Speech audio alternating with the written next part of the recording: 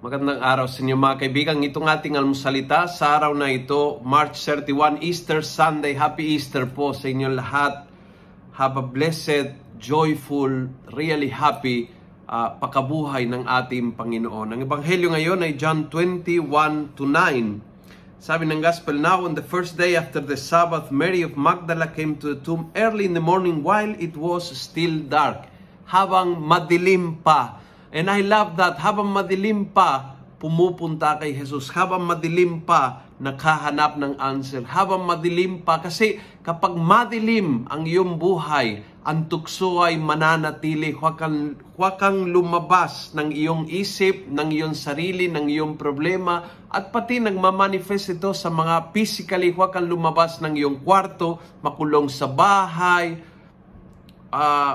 huwag kang magsimba kasi ang gulo-gulo ng isip mo. Huwag kang makipakita sa barkada mo kasi ang lungkot-lungkot ng pakiramdam mo. Huwag kang mag-exercise kasi ang sama-sama ng pakiramdam mo.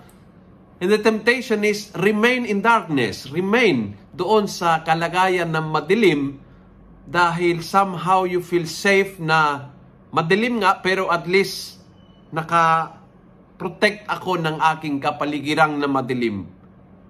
But these two women show that kahit madilim ay pupuntahan ang Panginoon. Kahit madilim pa ay lalapit kay Jesus. Kahit madilim pa ay lalapit sa bukal ng pag-asa. At doon naganap ang encounter.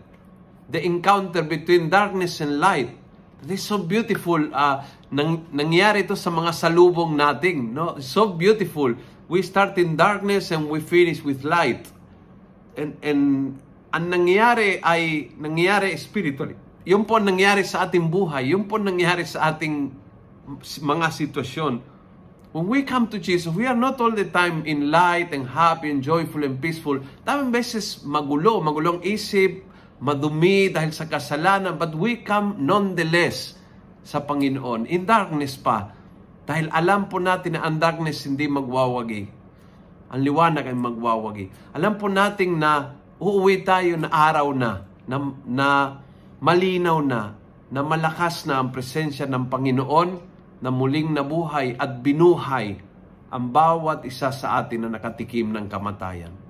Kung nagustuhan mo ang video ito, pass it on. Punuin natin ang good news sa social media. Parang liwanag. Punuin natin. Gawin natin viral araw-araw ang salita ng Diyos. God bless. Happy Easter muli.